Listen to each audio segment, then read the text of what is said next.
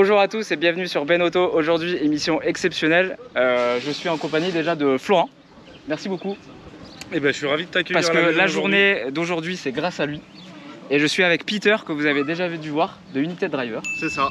Donc c'est notre première petite collaboration. On s'est pas trop vu en fait aujourd'hui. Non, c'est vrai, on a tellement charbonné que. Voilà. Donc on va essayer de sortir nos vidéos synchro, comme ça vous pourrez voir la mienne et celle de Peter ensuite, parce qu'on a une vision bien différente des choses. Moi je connais rien en BMW clairement, donc je débarque. Je t'assure, je suis à peu près pareil que toi. Mais bon, au moins déjà t'en roules une au quotidien. Mais t'en as une aussi, mais d'ailleurs Peter il fait du 4x4 de salle, de Texan. Ouais, c'est vrai. Voilà. Et les États-Unis, ouais, chez moi. Et tu prépares une 36 de drift que tu es en train de swapper et tout avec tes potes. C'est très intéressant à suivre, je vous conseille d'aller vous abonner à sa chaîne. Et à la mienne aussi, faites pas les connards. Du coup Flo, présente-toi, présente ton association et tout, parce que si on est là aujourd'hui c'est grâce à toi.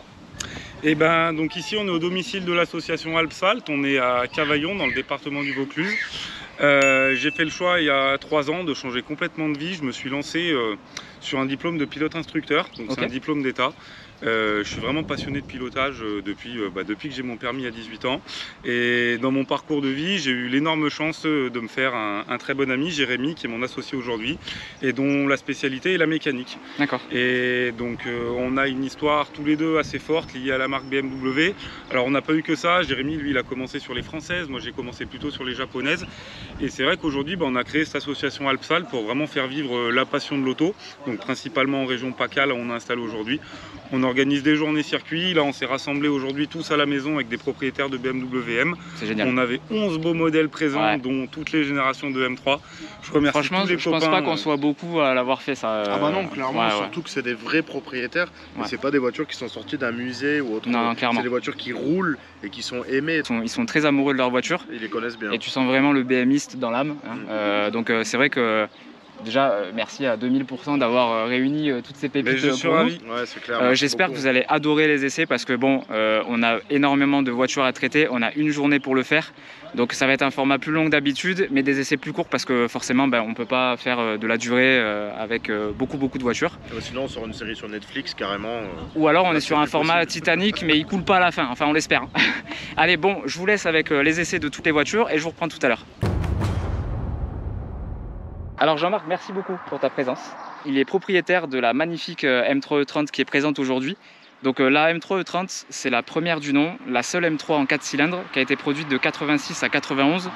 À peu près 18 000 exemplaires sans compter les séries spéciales qu'il y a eu derrière. Ravalia, Evolution. Il y a énormément. Evo. Voilà, la M3 E30 à la base, c'est fait pour la compétition. On part de la 1M qui a été modifiée. La M1 en 6 cylindres, qui était un véhicule de Procar qui après donc la base a servi pour faire une voiture polyvalente qui a aussi bien tourné sur circuit en DTM et qui a aussi pas été ridicule en rallye. Exactement, et on en voit encore pas mal d'ailleurs en rallye. Donc toi Jean-Marc, explique-nous qu'est-ce qui a fait que tu es arrivé à cette magnifique E30. C'est une vieille histoire d'amour entre BMW. Première BMW c'était 2002. Donc c'était plutôt dans les années 70-80, après E21. Et c'est vrai que le 30 elle s'est imposée, je dirais naturellement, du fait de sa polyvalence et d'une voiture qui est aussi bien utilisable pour le plaisir qu'au quotidien. Ce qu'on ne remarque pas tout de suite, c'est que la M3 elle est vraiment différente d'une E30 classique, déjà par son kit large. Donc c'est que la tôle, on est d'accord? Voilà, je dirais c'est une carrosserie qui est complètement différente, avec les ailes qui sont en tôle, et donc un rajout, je dirais, qui a une vocation aérodynamique au niveau de la lunette arrière, et des éléments de vide qui sont différents. Ça c'est rigolo parce que c'est vrai que du coup les pièces sont ultra spécifiques à ce modèle-là. On ne peut pas mettre une lunette arrière de E30 classique sur une M3, c'est impossible. La malle arrière avec l'aileron est aussi spécifique. Viens, on va faire le tour, on va commencer par l'arrière du coup. Cette caisse elle a un cul mais magnifique. C'est vrai que quand on suit ça, on voit tout de suite les ailes qui sont vraiment tirées. Le gros spoiler, c'est vraiment tout carré, on est dans les années 80 de toute façon. Faut aimer le style. J'aime beaucoup la double sortie. Donc là, toi la tienne, elle est en configuration. La seule entorse, je dirais, c'est les jantes qui sont des jantes de l'Evo, qui sont des jantes toujours BBS comme le modèle original, mais en taille 16 pouces par rapport à celle d'origine qui était même design, mais en 15 pouces. D'accord. L'intérieur, on retrouve bien sûr les récarreaux. Donc, l'intérieur est magnifique et on voit pas trop ici, mais la qualité des matériaux est vraiment très bien unique. vieilli pour une voiture avec ce kilométrage là. Mais là, on est d'accord, tout est d'origine. Ah, tout est d'origine. Je dirais le petit pommeau de vitesse est bien spécifique. Il est rond avec la grille inversée du fait que c'est une boîte inversée. Tableau de bord est aussi spécifique au niveau des compteurs compte-tours. On voit apparaître donc une température d'huile. À l'arrière aussi, elle est homologuée que 4 places. D'accord. Je dirais que tu n'as que 2 places à l'arrière. Oui, je pense que de toute façon, le passager central serait un petit peu à l'étroit. Et puis, ce qui est rigolo aussi, c'est que les sièges arrière sont aussi baqués. Ils sont aussi baqués, ils sont profonds, pour avoir un bon maintien au niveau de la tenue. On peut passer au moteur. On va aller voir le moteur carrément. Je dirais la pièce maîtresse. La pièce maîtresse. Déjà même la cinématique d'ouverture du capot de E30, j'adore ça. Voilà. Bon bah le voilà, le fameux 4 cylindres. Donc le S14. Donc là on est en 2 litres 3. Et c'est un moteur qui est extrapolé des M1, donc avec bien sûr 2 cylindres en moins. Le choix avait été fait principalement pour des raisons de poids et surtout pour tourner en TDM, principalement en Allemagne. C'est magnifique ce compartiment moteur là. Déjà tout ce qui est boîte à fusible accessible et tout, on sent que c'est vraiment une voiture de compétition qui a été mise sur route. Et les ITB, la mission travaillée comme ça et tout, c'est magnifique. Je dirais très très rapide quand on regarde au niveau de l'ensemble des pièces. La position des tourelles de suspension aussi qui est différente. Qui est très différente. Qui est différente et quand on regarde le châssis, bien sûr, il n'a rien à voir avec une M3 classique. On va aller voir de l'autre côté, je sais pas si... Ouais, on voit le beau cache-culbuteur. Non, cache-culbuteur, donc M-Power, qui normalement devrait... Il doit être noir comme la mission, hein, c'est ça? Mais bon, c'est une voiture d'usage. Ouais. Et qui mériterait, pas une restauration, mais un petit coup de neuf. Mais bon. Après, il est exigeant, parce que franchement, elle est très très très belle. Puis on va finir par la face avant qui est ultra agressive. Je pense même que, après c'est mes goûts perso, hein, mais pour moi c'est la plus agressive de M3. Clairement. Parce que les 4 phares jaunes, l'avant en pointe comme ça et tout, de toute façon c'est les dernières BM avec l'avant pointu. Avec l'avant pointu et surtout sans cache sur les phares. Il y a des petites choses qui peuvent être rigolotes. Je pense que tout le monde connaît Arrivatanen. Et le carnet d'entretien d'origine, ça c'est des choses qui se perdent au fur et à mesure des voitures. Donc le carnet d'entretien, l'autoradio qui est l'autoradio aussi d'origine. Et puis la petite dédicace. Donc ça c'est extra. Marc-Antoine et Jean-Marc, Arrivatanen. Même toutes les commandes et tout, c'est hyper souple, c'est hyper agréable. C'est vraiment une caisse où je me verrais vraiment faire des longs trajets avec, mais sans problème quoi. On est hyper bien assis. Non, c'est des voitures que tu pars. Moi, on a fait des longs trajets. C'est une voiture qui est roulable au quotidien. C'est pas. La position de conduite, je suis fan. Et puis même dans les bouchons, franchement, elle a rien de. Non, c'est roulable. C'est pour être une voiture de tous les jours, hein, vraiment. C'est ce que j'aime aussi chez BM. C'était une voiture tous les jours. C'était une voiture tous les jours. Le verrouillage des vitesses aussi, il est vraiment extra. Parce qu'on sait vraiment quand la vitesse est passée. J'aime bien aussi la course du levier de vitesse, qui est pas trop longue, pas trop courte. En fait, c'est agréable à prendre en main comme ça, à rouler. Et je suis sûr que ça doit être démoniaque quand on s'amuse un petit peu. Sur des petites routes sinueuses, style route d'Ardèche, de Haute-Loire. Surtout que là, tu as la deuxième et la troisième en face, c'est les deux rapports avec le c'est que tu utilises le plus. Terrible, ouais.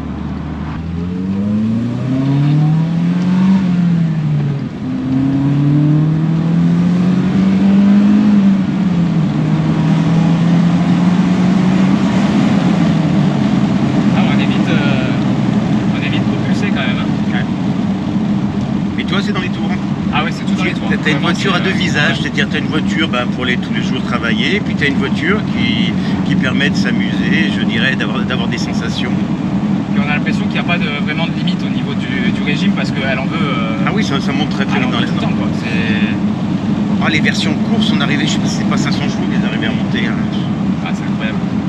C'est peut-être aussi un choix stratégique d'avoir mis le 4 cylindres dans celle-là par rapport au poids qui est sur le train avant. Ah oui, parce que ça la rend beaucoup plus maniable du coup, vu que le moteur est beaucoup plus léger. Parce que la cible, c'était Mercedes, des DTM, c'était ça. Qu'ils étaient en 4 cylindres d'ailleurs. En 4 cylindres aussi. Du coup, c'est vrai que il y avait aussi une contrainte de cylindrée à pas dépasser. Et ça suffit largement pour se faire plaisir. Franchement, c'est... Et je dirais pour rouler tous les jours. Exactement, elle est polyvalente. Voilà. Après, c'est vrai qu'avoir des voitures agressives où c'est toujours tout dans les tours, où c'est fatigant limite à conduire. Ou même complètement inconfortable. Là, ce qui est bien, c'est que tu peux la sortir le dimanche comme ça. Voilà, puis même faire des grands trajets. Je dirais tout ce qui est E30, E36, tu pars loin. On est parti 2-3 fois en Irlande, sans aucun souci. Jean-Marc, merci beaucoup. Et ben, c'est moi qui te remercie. Merci d'avoir été présent aujourd'hui. On va passer à la suivante maintenant. Et puis on se retrouve tout de suite. Bon, je dois vous parler d'un petit problème de tournage qu'on a rencontré avant de parler de la E36. Vous verrez pour les plus perspicaces d'entre vous qu'il y a un souci entre les images extérieures de la voiture et les images de la voiture de laquelle on parle et avec laquelle je vais rouler. Tout simplement parce que j'ai pas filmé la bonne voiture. En fait, on avait garé les plus beaux exemplaires les uns à côté des autres, donc du coup j'ai filmé les voitures qui étaient garées, et on m'a dit ensuite que non, c'est pas celle-là que tu vas essayer, c'est celle-là. Donc je me suis dit bon, c'est pas grave, on va rouler avec et puis je ferai les images après. Sauf que j'ai oublié de faire les images. Donc du coup, pour ceux qui sont dotés du sens de la vue, j'en suis désolé. Pour les autres, ne faites pas du tout attention à ce que je viens de dire, et je vous laisse continuer la vidéo. Alors je suis avec David, proprio d'une très belle E36 3 litres 2. C'est ça exactement, salut à tous. Alors David, la tienne est de 96, c'est ça? Exactement, 96, phase 1, en 3 litres 2. Alors explique-nous pourquoi tu as acheté cette voiture-là. Cette voiture j'ai choisi parce que c'était un rêve de gosse. Étant petit, je jouais en miniature avec et poster dans la chambre, tout ça. Et donc maintenant, je l'ai en vrai. C'est beau de transformer ses rêves en réalité. C'est ça. Donc la E36, c'est la deuxième génération de M3 qui suit la E30. C'est des voitures avec vraiment des philosophies vraiment différentes. Donc là, on passe sur le fameux 6 cylindres atmosphérique. Donc elle est sortie en 3 litres et en 3 litres 2. Ouais. Et la puissance va de 280 chevaux à 320, c'est ça? Ouais, 276 pour le 3 litres, après le 3 litres 2 à 321. Par contre, entre les deux, ils ont sorti la version GT aussi qui restait un 3 litres mais à 295 chevaux, qui est un type un peu plus ça doit arracher. Sport quoi, voilà. Sur le poids, pareil, on est à peu près à 1,5 tonne, c'est des voitures qui sont quand même assez lourdes. Donc toi, tu as une petite prépa châssis, tu as 4 combinés filetés dessus. 4 combinés filetés, donc voilà, tu peux régler facilement la dureté avec la molette, compression et détente. Au niveau freinage, on est sur un petit setup disque et plaquette avec du Ritavia et un liquide refroidissement un peu plus sportif. Au niveau moteur, c'est un filtre à air soi-disant sport, quoi. Mais bon, après voilà, ça. Ok. C'est vraiment, il y a pas. C'est plutôt de l'origine. On va aller voir l'intérieur, qui est bien sympa aussi. Donc là, toi, tu es en intérieur cuir, comparé à l'autre qui est en 3 litres. Voilà, intérieur cuir, donc fameux cuir Cobra, comme on appelle ça. J'aime bien qu'il y ait les appuis-têtes intégrés, ça fait vachement moderne, je trouve. Ouais. Et moi, je suis étonné par le volant où c'est un 4 branches de base, ça fait pas. Ah, c'est sûr que y a beaucoup de personnes qui l'aiment pas ce volant. Après moi perso, c'est peut-être pas le plus beau, mais bon, je le trouve pas dégueu non plus. Après, ce qui compte, après, ça reste juste la qu'il prise en main. est peut-être un peu moins sportif qu'un volant de 3 branches. Voilà, au niveau du look, c'est sûr qu'ils auraient pu faire mieux. Bon bah écoute, on va voir le cœur de la bête. Allez. Là, on voit l'admission qui est très bien travaillée. T'as une grosse barre anti-rapprochement aussi. Qui est pas mal. Bon, ça y fait un effet un peu plus sportif. C'est vrai que ce moteur, il est magique. J'ai aussi essayé cette voiture avant de filmer ça. Vous verrez pendant l'essai, ça répond, mais c'est incroyable.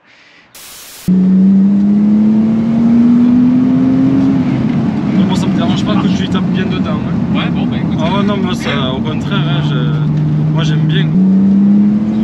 Ça marche. Ouais, c'est que tu tires en course. Mais le pire, c'est quand tu tires vraiment dedans. Ah ouais, mais elle donne encore plus. Ah ouais, non, mais c'est encore mieux après. Bah, tu prends vite des vitesses illégales avec ça. C'est ça. Ah oui, d'accord. Ok. Tu vois. Là, si tu remets le coup de gaz, ça part quoi.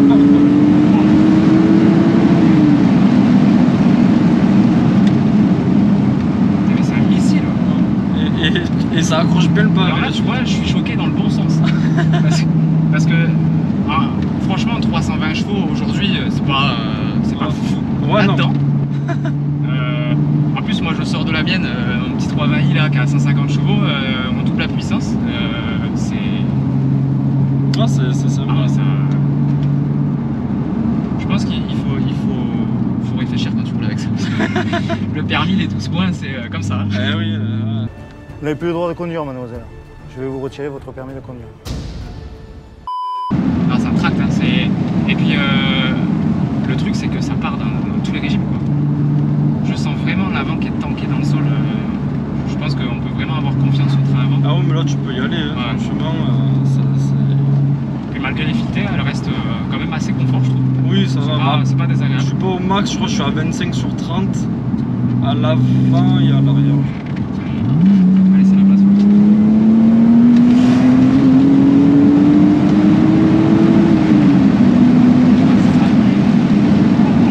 Non, mais ça tourne direct, hein, aussi. C'est incroyable.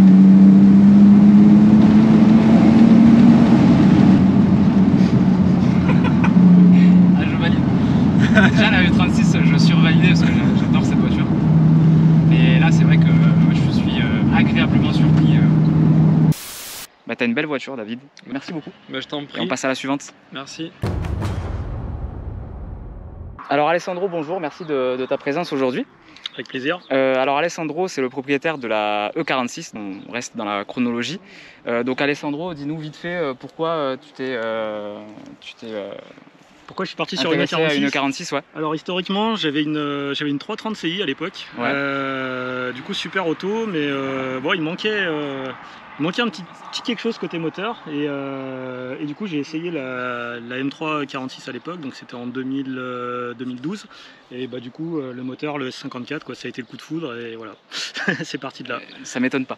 Donc c'est un 3 litres 2 qui fait 343 chevaux, c'est bien ça? Exactement. Voilà, donc c'est toujours le 6 cylindres atmosphérique fameux BMW. Alors moi, j'en attends beaucoup de cet essai parce que j'avoue qu'en fait, bon, j'adore la E30, je trouve qu'elle est magnifique avec les ailes larges et tout, mais mon Graal de la M3 pour moi c'est la E46.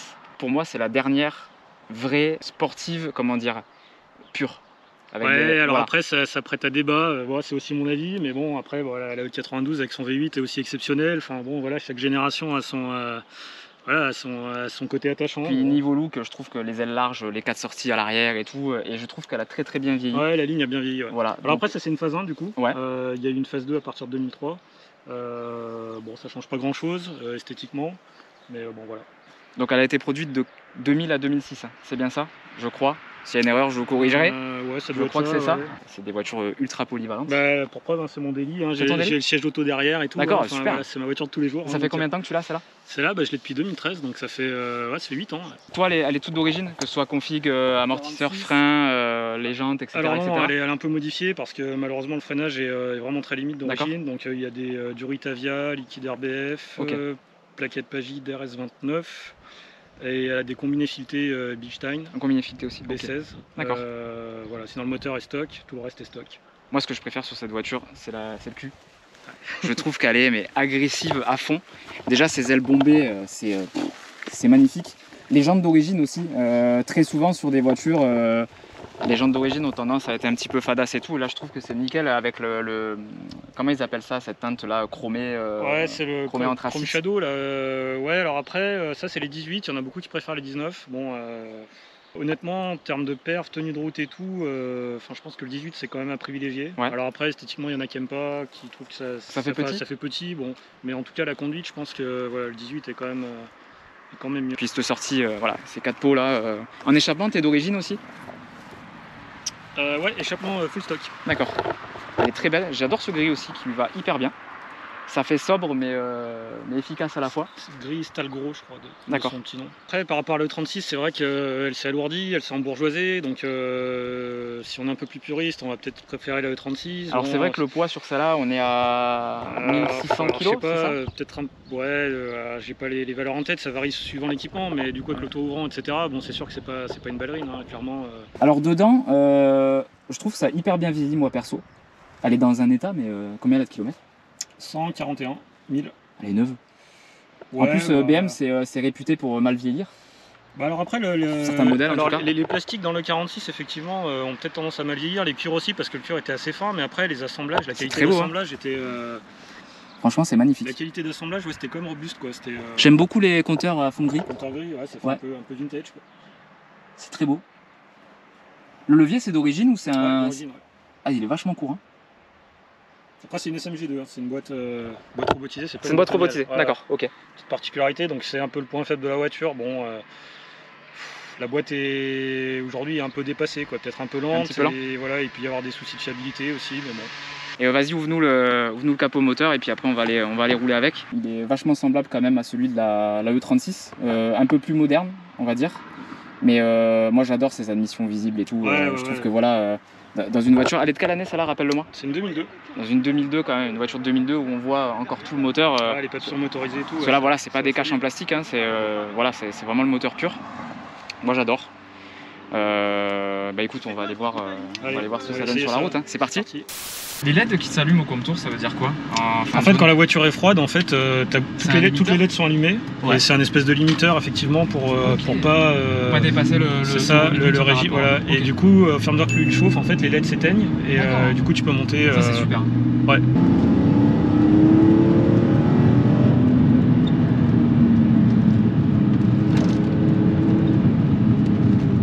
La direction est très précise. C'est un rasoir le train avant.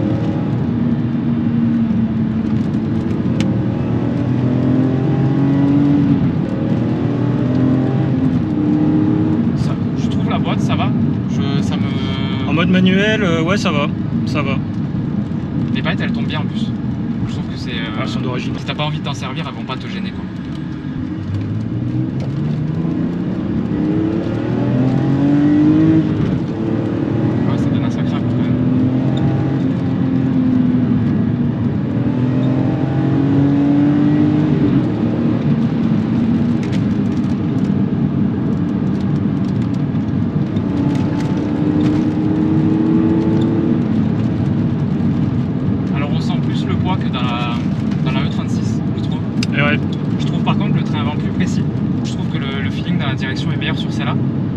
Il y a moins tourné le volant en fait pour l'inscrire.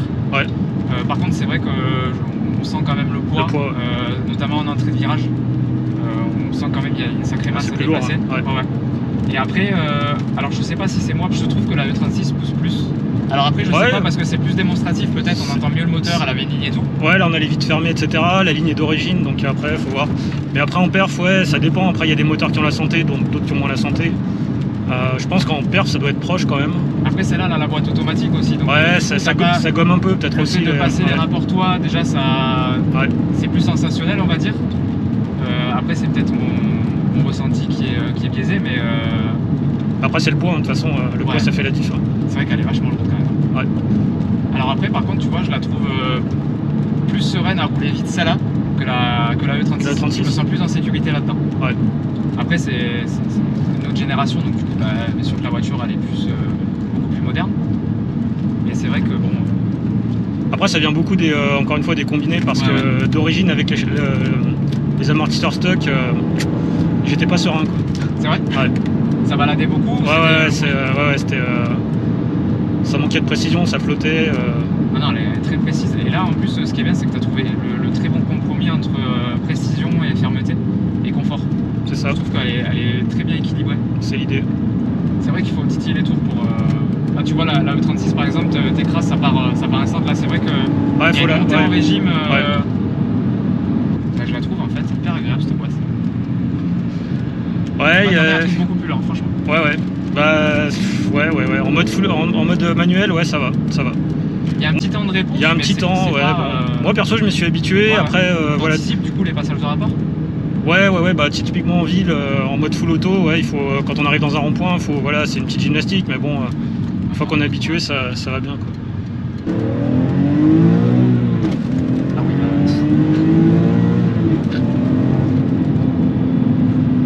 Oui, il y a déjà une autre dimension quand tu passes 6000. Ouais, ça se passe vraiment dans les tours.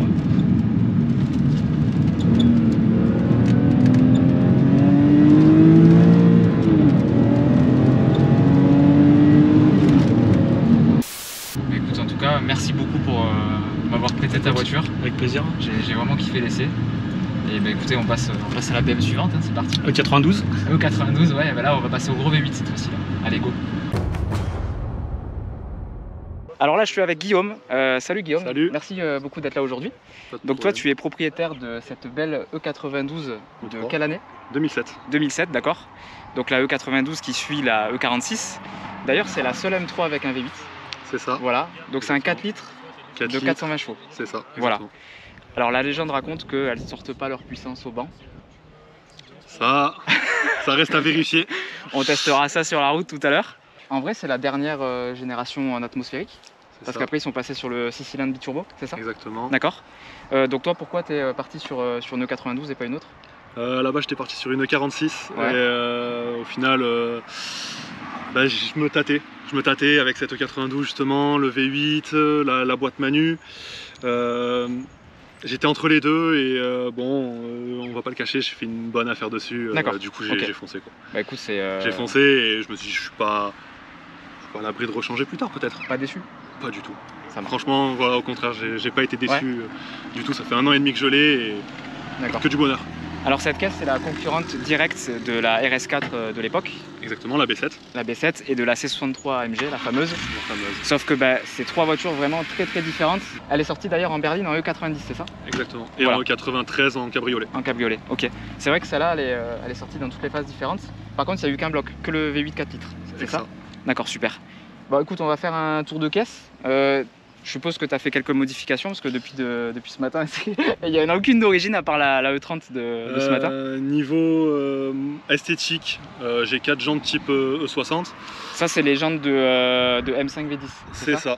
C'est des répliques, c'est des jantes provisoires. D'accord. Le temps de refaire 4 autres jantes que j'ai déjà au garage. Il y a 4 cales de 20 pour les mettre à fleur d'aile. Ouais. Elle est rabaissée avec des ressorts courts HR. Et c'est tout. Voilà. Ça fait bas quand même. Hein. Sur le châssis, il y a les roues qui sont bien à fleur d'aile.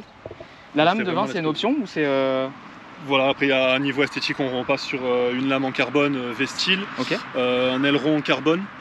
Ouais, ça c'est sympa aussi. Une réplique M-Perf. Il y a des silencieux type Toyo.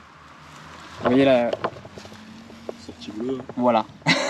Pour vous donner une idée de la taille des échappements, puis même le cul de celle-là, j'aime beaucoup les pare-chocs tranchés comme ça. Ça fait très agressif. Pour l'instant, je peux pas monter de diffuseur, je sais pas encore si j'en ai. T'as un diffuseur? Non, pas encore. D'accord. Je sais pas, on va voir. J'ai jamais vu de diffuseur sur une E92, je serais curieux de voir ce que ça donne. Ça fait pas mal. Et tu me couperas si je me trompe, c'est la première M3 avec un toit en carbone? Non, la première a été la M3 E46 CSL.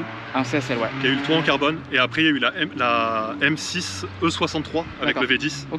Qui avait le toit en carbone. Et après, on est passé sur toutes les M avec le toit en carbone. Je trouve ça vraiment magnifique. Surtout avec le blanc, ça ressort, mais ça ressort hyper bien. Donc évidemment, ils veulent descendre le centre de gravité le plus bas possible. Hein. Et à l'intérieur, le volant, il est d'origine comme ça en daim ou Non. Le volant en Alcantara, j'ai refait faire l'airbag aussi en Alcantara, ainsi que le pommeau de vitesse M Performance. Je trouve qu'elle est agressive, elle a une gueule de malade mental. Et le blanc avec les détails noirs, bien. Les calandres noirs M qui ont été mis en noir mat exprès pour aller avec les contours de porte qui sont en noir mat aussi. Bon, premier moteur M3 avec un cache. Mais bon, c'est quand même, voilà, il y a des petits logos, il y a des petits rappels. On voit des barres, il y a des barres anti-rapprochement des deux côtés. Celle-là, il faut savoir qu'elle a pas mal de kilomètres. C'est une M3 qui a 240 000 km actuellement. Ok. Les couvre-culasses sont en magnésium et sont traités, ont un traitement spécial. Avec le temps, ça arrive que ça fuit. Que le traitement se barre et qu'il y ait une fuite d'huile. Donc moi, ils viennent d'être faits. J'en ai profité pour faire un peu de tuning, on va dire, et les peindre couleur bleue, M Performance. Petit rappel du M, C'est ça. Bon bah écoute, allez, on va essayer ça. Hein. C'est parti. Alors tu me disais, il y a un bouton magique sur le volant, le bouton M. Donc là, on est à 360 chevaux, c'est ça? On est en 360 chevaux en temps normal, en roulage tranquille. Et quand tu appuies dessus, on active les 420 chevaux du moteur qui peut développer. Il y a plein de petites fonctionnalités réglées, c'est le conducteur qui règle sa voiture comme ça. D'accord. Moi, il a été réglé pour sortir ses 420 chevaux. J'ai l'option des suspensions pilotées. Donc, en appuyant sur le bouton M, on se retrouve avec les suspensions rigides à fond.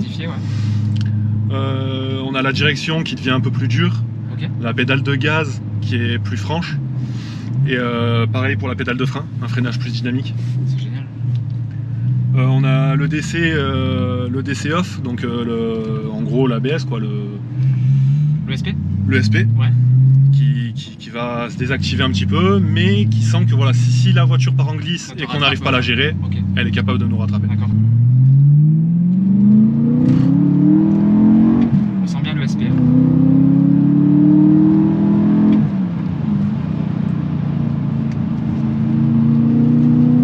Le châssis a l'air rigoureux.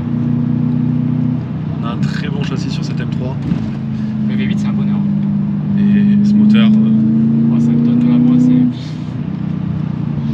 T'as l'impression en fait d'être dans une muscle car mais qui tourne.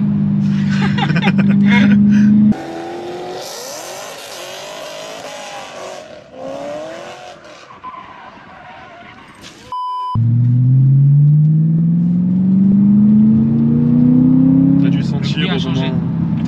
Ouais, ça fait un poil plus de bruit parce qu'on a plus de puissance. Ouais. Et t'as dû sentir à la pédale que... C'est plus réactif. Il y avait plus réactif. Oui, putain, oui, d'accord. Oh la vache. On passe sur tout autre style de conduite. Ça marche hyper fort. Elle a encore de la ressource pour ses 240 000 km. Ah ouais, c'est incroyable. Et tu vois, autant là je sors de la E46 du coup, et j'attendais beaucoup de cet essai parce que c'est une voiture que je veux tester depuis très longtemps. Et j'ai pas été surpris que ce soit en négatif ou en positif. Je m'attendais parfaitement à ça. Celle qui m'a surpris pour l'instant, c'est la E46 parce que c'est quand même une mamie comparée au parc qu'on a aujourd'hui. Oui.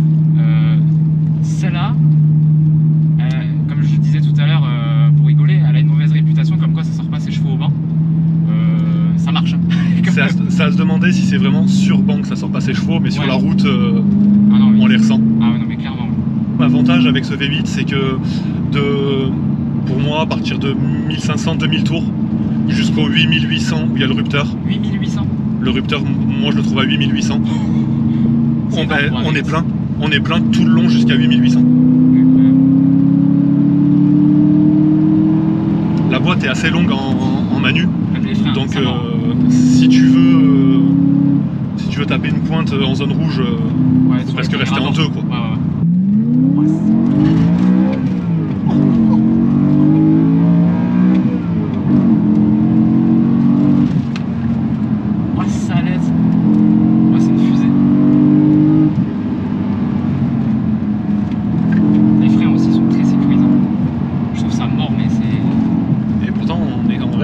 Plaquette d'origine, du liquide d'origine. Ah, ça attaque. Il n'y a aucune modification. Très bonne attaque dans les freins. Je trouve la direction encore plus dure que la E46. En fait, tu sens qu'elle est moins polyvalente. C'est très loin d'être une voiture de circuit. On peut rouler avec tranquille, hein, sans problème. C'est juste qu'elle fait beaucoup de bruit. Mais je sens que la direction, on est encore monté d'un gap. Elle est encore plus incisive que la E46. Et la réponse. Et c'est ce qui est impressionnant avec celle-là, on se retrouve quand même avec encore à cette époque une direction hydraulique. Alors tu vois, c'est la première M3 je ressens ça. Celle-là tu as envie de la et pas les autres. Les autres tu peux te faire plaisir à allure modérée en étant à mi-course du contour. C'est ça. Celle-là t'as qu'une envie, c'est d'y foutre plein la gueule en fait. Le V8 il est tellement présent, il te dit bah vas-y. En plus le V8 typique, déjà c'est américain et ça prenait pas de tour quoi. C'était vraiment des tracteurs en bas. Et là je trouve que c'est quoi qui a touché là. Oh là là. On est plus collé au siège sur les premiers rapports. Alors que sur le papier on a annoncé que 400 Nm, hein, ce qui n'est pas non plus énorme sur un papier. La même pied planche en sortie de virage, t'as le train arrière juste qui se place comme il faut en fait. Ah oui. T'as pas de glisse elle essaye pas de te tuer quoi. Ah non, elle veut rester accrochée au bitume.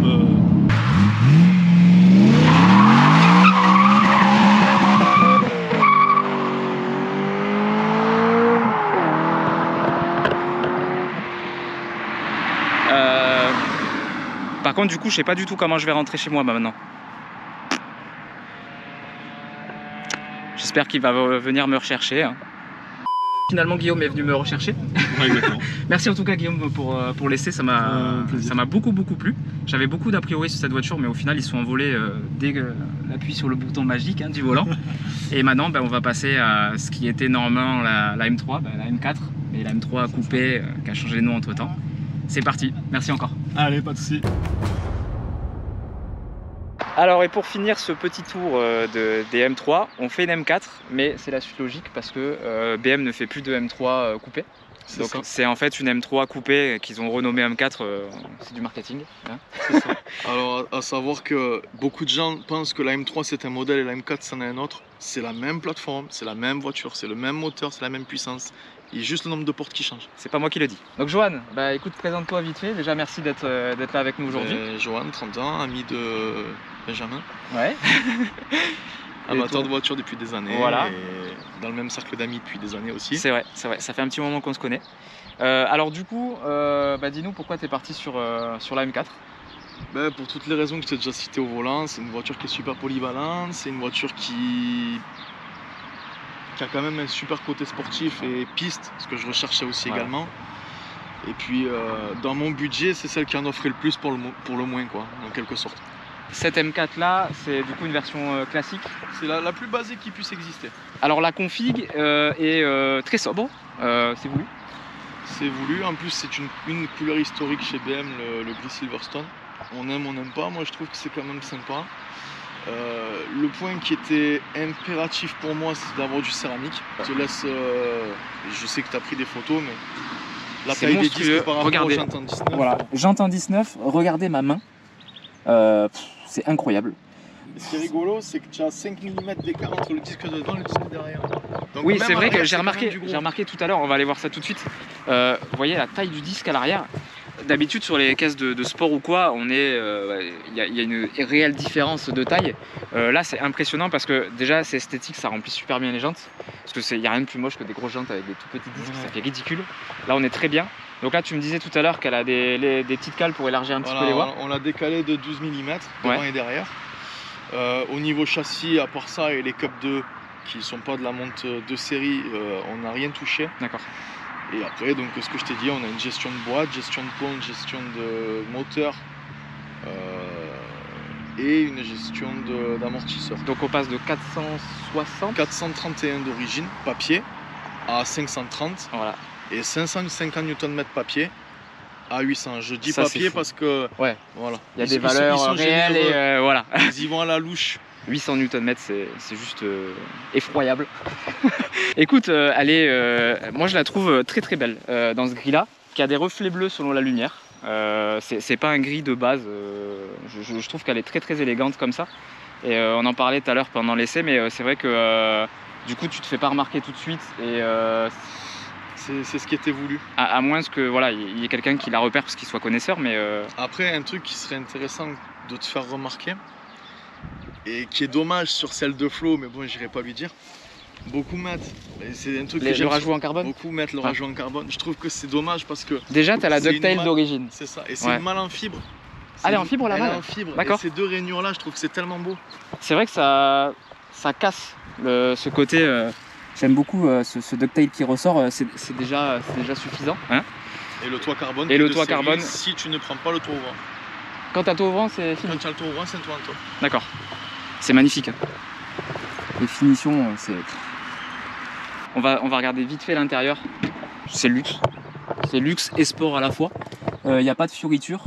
Il y a les fameux boutons magiques M1 et M2 selon la programmation.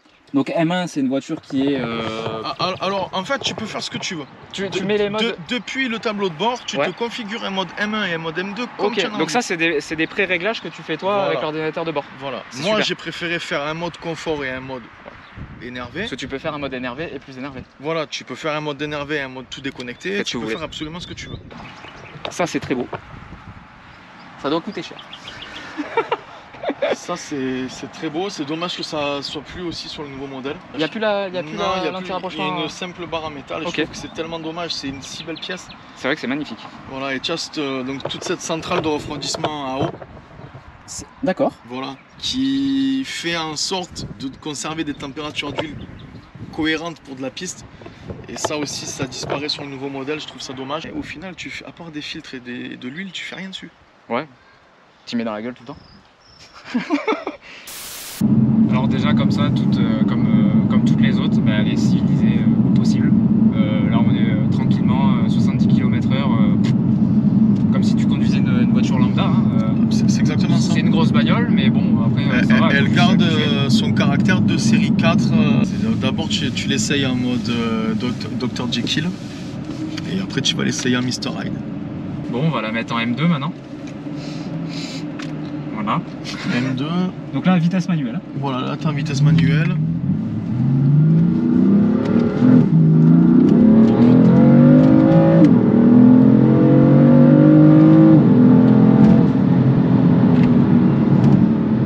Alors? C'est n'importe quoi. C'est lui qui conduit, c'est pas mon permis. Écoute, il faut pas avoir de problème de torticolis. Voilà. Ou autre problème de cervical quand t'as une M4. Alors du coup, ton ressenti au volant par rapport à tout à l'heure en passager, sur la prise des gaz comme ça, là, de but en blanc. Écoute, j'ai pas accéléré totalement, donc là on va faire le retour, je vais essayer d'accélérer au plancher parce que ça intimide quand même beaucoup. Ça s'est vu que tu avais un peu l'appréhension parce que quand tu vas à tâtons sur la pédale d'accélérateur en première, deuxième, elle a cet effet kangourou, tu vois, elle saute. Ouais, surtout que tu m'as dit que c'était très réactif et je préfère apprivoiser comme ça et pas mettre tout d'un coup et me faire surprendre qu'il y allait vraiment crescendo. Non, mais bien sûr. Non, mais tu fais bien. Ouais. Là, à 3000 tours, tu es pile sur la plage de coupe. Ouais.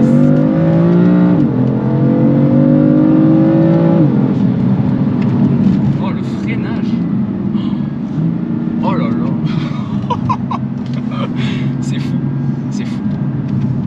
Je suis encore... Tu vois, je suis heureux qu'en 2020, on fait encore des voitures comme ça. Joanne, merci beaucoup. Merci à toi. C'était un grand plaisir pour moi. Ah ouais, oui. Celle-là, elle dépasse toutes les... Voilà. Les capacités physiques. C'est très impressionnant. C'est réellement impressionnant. On est dans une autre sphère. Hein. Vraiment, il y a vraiment un gap qui est passé. Et voilà, j'ai kiffé ma journée. Encore merci à toi. Mais merci. Bon, on est rincé. On est passé par toutes les M3 fabriquées, puis par la M4. On en a mangé des kilomètres là quand même. C'est pas faux. Alors toi, laquelle t'as préférée? Franchement, la E30. Ouais. La E30, clairement, parce que c'était celle qui m'a procuré le plus de sensations. C'était celle qui demandait peut-être le plus de la cravacher. Et c'était surtout celle que j'ai trouvé qui m'a foutu la banane, quoi. Je sais pas. Les voitures des années 80, pour moi, ça reste des pépites. Et moi, eh ben, surprenant, mais je crois que j'ai préféré la E92. Rageuse. Le moteur épatant. La seule qui est équipée d'un V8 en même temps. Ouais, et je trouve que en fait, elle est en marge de toutes les autres. Je la trouve moins polyvalente, elle l'est quand même, mais je trouve qu'elle est plus axée pistarde et arsouille, parce que le moteur, il en demande tout le temps en fait. Ça, c'est les V8 de petite cylindrée, c'est exceptionnel. Et c'est vrai que j'aime aussi, elle est pas complexe dans un sens où elle est très progressive. Si tu veux apprendre à rouler fort avec une voiture puissante, tu as pas mal de petits modes et tu peux la faire monter crescendo au niveau de la dureté des amortisseurs et tout. Et j'ai beaucoup aimé. Et après, je vais me faire tuer parce que je prône la voiture ancienne. Mais ça, c'est dingue, les gars. Ça, c'est complètement fou. Non, c'est pas mal hein, quand même. Ouais, ça marche très fort, hein, faut dire ce qui est. Et je suis quand même rassuré qu'en 2021, on puisse encore sortir des dingueries pareilles. Ouais, c'est grave. Voilà. Il y a mieux chez BMW. Qu'est-ce qu'il y a? Aujourd'hui, la M3, c'est vraiment l'ancien temps, hein, au 21e siècle. Alors oui, mais avec le pare-choc arraché, alors. Ouais, la M2, oui. C'est encore mieux, voilà. C'est encore mieux. Ouais. C'est parce que du coup, la M3, elle a grossi, et finalement, la E30 d'aujourd'hui, c'est la M2. Oui, tu vois que le gabarit, la M2 est plus proche de la E30. Voilà. C'est vrai que la M4, elle a roulé, elle est énorme sur la route. Ouais. C'est un beau bébé. C'est une grosse voiture. Bon, bah les gars, merci pour tout. Surtout merci à toi. Hein. Voilà, tu t'es gavé. Abonnez-vous les gars, c'est méga important. Abonnez-vous à la chaîne de Peter aussi. Bon, vous êtes beaucoup plus nombreux de ce côté-là, mais bon. Surtout chez toi, parce que tu fais du bon boulot. C'est gentil, cool. Merci beaucoup. N'hésitez pas à commenter, liker, partager les vidéos. Hein, c'est méga important. Moi, je vous remercie. On se voit dimanche prochain pour une prochaine vidéo. Ciao tout le monde.